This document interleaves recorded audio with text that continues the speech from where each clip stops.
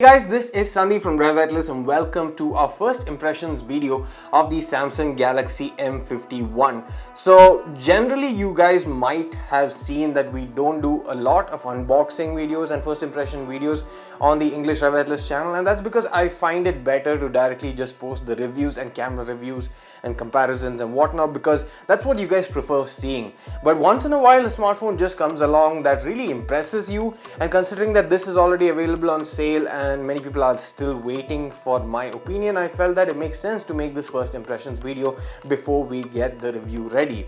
Now before we get this started, please do make sure to hit the subscribe button and also turn on notifications for more videos like this. Now let's get the video started.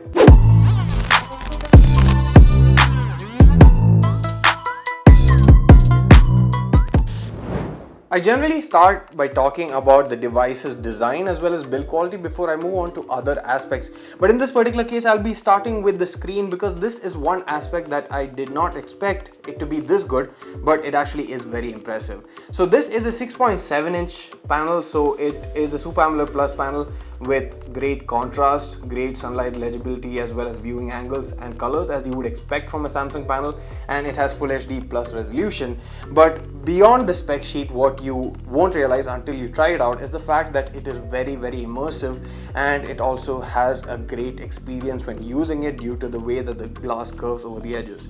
So 2.5D curved glass is not anything new, but on some smartphones I don't see the implementation being all that great. But in this particular use case scenario, I find that the experience of the screen is elevated due to two main reasons. One is the fact that it's very large. The bezels are almost completely uniform all around except the chin, which is a tad bit bigger, but it still feels very uniform. And although there is a notch, or rather a display cutout, in the center, being an Infinity O display, it still is not distracting, and I still love watching content on this in the short time that I spent with it so far. The gestures also work really well because of this 2.5D curved glass effect, and yes, it does not support 90 Hz, but I don't think that's a deal breaker, particularly in this smartphone, which actually feels very fluid to use. And of course I would have loved to have a 90 Hz panel, especially with Super AMOLED being on top, but then again I think it's mainly felt, or you feel the difference mainly on smartphones with very high-end chipsets that are capable of driving the screen at 90 Hz or 120 Hz without any frame drops, for example. So that way I actually find this okay, considering that this comes with the Snapdragon 730G chipset, which is pretty powerful, but again not the most powerful chipset out there. So I would say that it's okay to actually bundle a good 60 Hz display than a 90 Hz one. Now coming to the chipset itself, so far the performance has been great because of One UI. I find that Samsung has optimized it quite well, and I don't see any sluggishness, which is usually apparent on Exynos 9611 chipsets. And the other major benefit that this brings to the table is of course improved battery life. Exynos devices all across the globe, wherever it's available, has been a major pain point for customers because they suck the battery life out of your device. And generally I've seen that a 5000 or even a 6000 mAh battery on an Exynos powered device is not as good as a 4000 or 4500 mAh device being powered by Snapdragon or MediaTek. On top of that, what you also get is a 7000 mAh battery, which is absolutely massive, and that is something that you feel will result in the device being too bulky or being too thick, but in this case it actually hides. So it's slightly above 9mm in terms of the thickness, but it actually does not feel all that thick, and the weight balance is excellent, which brings me to a design.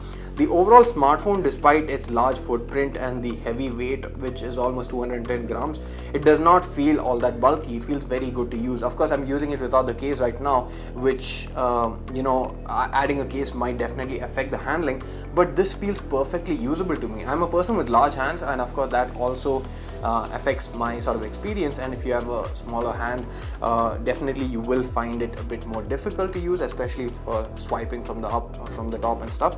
But overall I find this excellent in terms of the handling and capabilities and stuff, and I'm very impressed by the way that Samsung has built this device. In terms of internals, this is powered by Snapdragon 730G chipset, as I mentioned earlier, and so far it's much more fluid than the Exynos chipsets like the 9611, and obviously it'll also have better battery endurance. And so far, I have actually been using this for around 1 hour and 10 minutes, and it's at 88% with 4G, Wi-Fi, etc.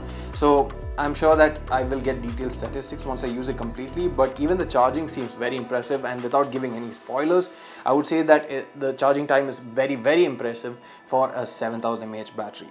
Now in terms of the speaker experience, I tried it very briefly, and it was loud, fairly loud enough, but again it's a mono experience, so that is a bit of a letdown.